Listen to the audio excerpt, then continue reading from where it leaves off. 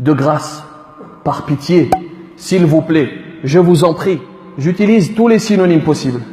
Faites attention au voisinage. Allah barik fikum. On va terminer les prières aux alentours, alors ça dépend, en France ça dépend de la ville, mais on va terminer aux alentours de 18h30, 1h, parfois 1h30.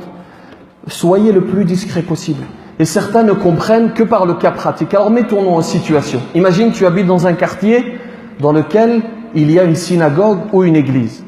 Et pendant un mois complet, chaque soir, ils ont une cérémonie religieuse. Et à l'issue de cette cérémonie, les fidèles sortent dans la rue et se mettent à parler fort et se mettent à faire un boucan monumental. Alors soyez sincères. Quelle sera votre réaction? Quelle serait votre réaction? Allez, dites vraiment, quelle serait votre réaction? Le plus doux d'entre nous, il va aller essayer de dialoguer, d'aller dire s'il vous plaît, baissez un peu le volume. Celui qui est réagi au quart de tour, il va dire mais cette bande de chrétiens, cette bande de juifs. Et c'est exactement ce qui se passe. À cause de nos comportements, on arrive à ces généralisations, à ces généralités. Et n'oubliez pas que l'islam vit au travers de nos actes. N'oubliez pas que nous sommes les porte-étendards de notre religion. Et l'autre voit la religion au travers de tes actes. Est-ce que tu veux que l'on voit l'islam ainsi? Que l'on voit des gens qui sortent et qui ont des conversations futiles? Oh, t'as vu le Barça, le Real? Oh, Ronaldo, il m'a déçu, la Ligue des Champions. C'est exactement ce qui se dit. Alors ce que je viens de vous dire, c'est de la logique. L'exemple avec l'église. Prenons du religieux. Il y a une tradition prophétique, un hadith qui est faible. Mais on peut utiliser, comme vous le savez, le hadith faible pour l'exhortation. Le prophète aurait dit, on a rapporté du prophète qu'il aurait dit « Man adha al-jar faqad adhani, wa man adhani faqad adha Allah » Celui qui embête, qui dérange le voisin, il m'a dérangé. Celui qui m'a dérangé, il a dérangé Dieu. Vous voulez qu'on aille plus loin?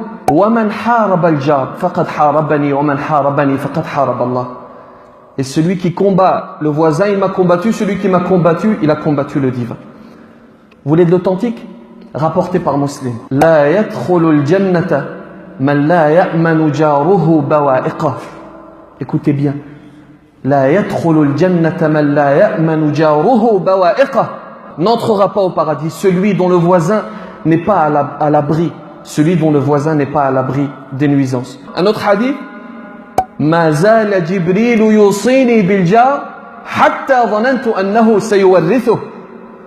Jibril n'a cessé de me recommander, de me faire des recommandations à propos du voisin jusqu'à ce que je pense que le voisin reçoive une part de l'héritage. Ça va très loin. Donc ne gâchez pas votre mois de Ramadan pour des futilités et faites attention également à comment est-ce que vous vous garez pendant le mois de Ramadan. Ne gênez pas votre voisin, ne gênez pas l'autre. Il vaut mieux que tu ne pries pas. Ne va pas à la mosquée, va dans une autre mosquée.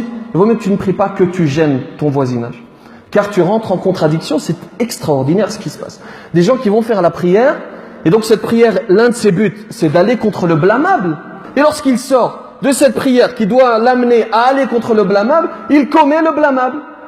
Il se met à déranger son voisinage, ou alors, avant de rentrer dans la mosquée, il gare sa voiture n'importe comment. Propagez ce message, partagez ce message à ceux qui sont autour de vous.